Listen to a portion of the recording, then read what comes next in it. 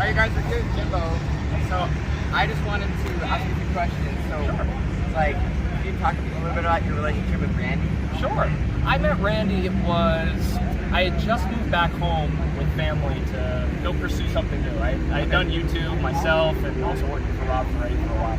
Okay. And, I had gotten to a point where I was like, I want to try something new, and I was planning on going to college for marketing. And about 3 weeks after I moved back home, I got a phone call from a freelance client saying, I got this guy named Randy who wants to start a YouTube channel. And I heard that off the top of my head, and I thought, I don't know, because I heard it was a dude that had a whole bunch of money, he wanted to make some cool videos with his cars, and I'm like, this guy wants to make a few videos, and it'll last a little while, but it's not going to go anywhere. Yeah. But then I met Randy, and Randy, wow, you want to talk about just an incredible person. He's just like you and me. Like, you could talk to him about Lambos, you could talk to him about Civics. Like, he was just a car dude with a slightly larger bank. Yeah. You could have a conversation with him about anything, and it didn't matter who you were, you could talk to him, and he didn't feel like you were, like, he wouldn't belittle you. Like, it was just, car guy stuff. Yeah. So when I talked to him, and I just got a feel for, who he was, I said, you know what, I'd like to try and do something. So we started working together, we built the channel Savage Garage, we started going on a few rallies, Gold Rush Rally being one of them back in 2019. And everything exploded into something that none of us expected. It was so much fun doing everything with him, building the channel, because, for Randy had already made it.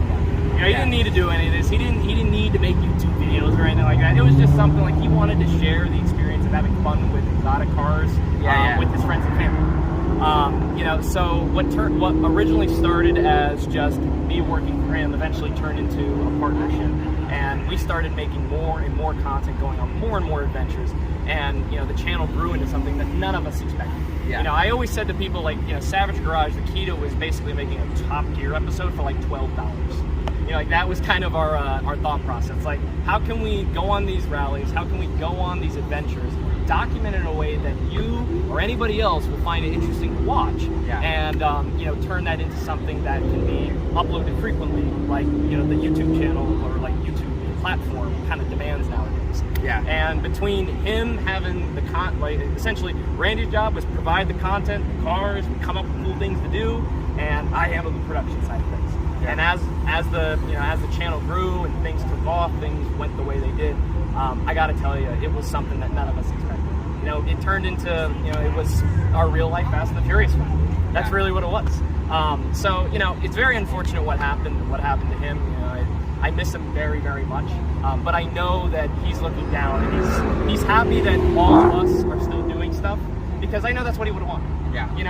Randy was one of these people that he always enjoyed going out and having fun. And I always said to people as well, like, Randy's one of these guys that, like, he's the guy who does say you're going to do with an exotic when you're like 12, but then when you get one, you don't do because you don't want to your car up. Yeah. You go, you get a Ferrari, your first supercar, and you go, I want to do donuts in it, but you've paid for the car, and you're going, I probably shouldn't do donuts in it because it's going to break.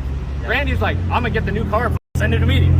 And that was his style. That's what he enjoyed doing. And he was, the best way to put it is he was cool about it, in the sense of, like, if he broke a car, he was like, broke it. All right, we'll fix it. Move on to the next thing. And that was it. It was never, there wasn't any, big ego around it. There wasn't, like, it was like I said earlier, it really was just like hanging out with another car dude, but this car dude just happened to have a lot of good cars. Yeah. And he shared it with everybody else. And he just like me, like, I make YouTube videos to make people smile. Yeah. That's my passion. I love making people happy, everybody. And seeing Randy have the time of his life making YouTube videos, it really was an incredible thing. So I always tell Randy that was my favorite part of doing it. It's like, I'm watching you have the time of your life. Yeah. And I'm just, lucky enough to be a part of it. Yeah. But yeah, Randy was very special. I never had a chance to meet him, but he seemed like you're just a super cool guy. He was. Yeah, we live in Idaho, so we flew down just for this show, actually. Yeah. Oh, so, really? Yeah. Well, thanks for coming out. And I see your dad back there. Thank you. That's awesome. Yeah. So when you guys drove through, what was it, Rexburg, Fremont County, when you guys got pulled over with Donnie and the SVJ? Yeah. You stopped in like Ashton or whatever. I thought that was so cool. Yeah. Oh man, that car.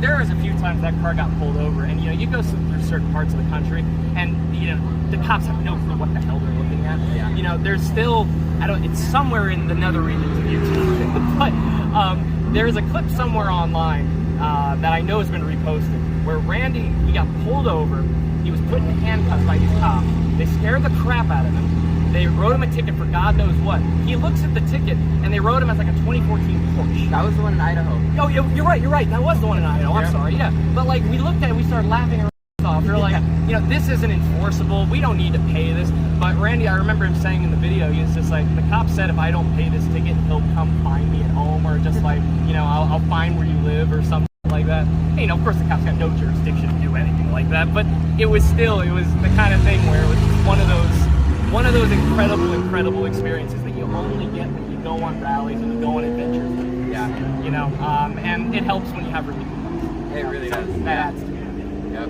Well, thank you so much, Jimbo. Of course, dude. How's your channel going? Oh, the channel's going great. We got a lot of things planned. Gold Rush Rally, we've got so much content already filmed, and we're only on day 2. I So, look forward to watching it all. yeah, well, I appreciate it, man. But if you haven't subscribed to Zach's channel, go subscribe. And if you're not following my channel, Jimbo, or just Jimbo's channel, you look that up on YouTube, you'll find it. Subscribe, see all the crazy we're doing. Yeah, you know, thank you, man. I really appreciate the time. Good talking to you. Yeah, see you guys soon. See you guys later.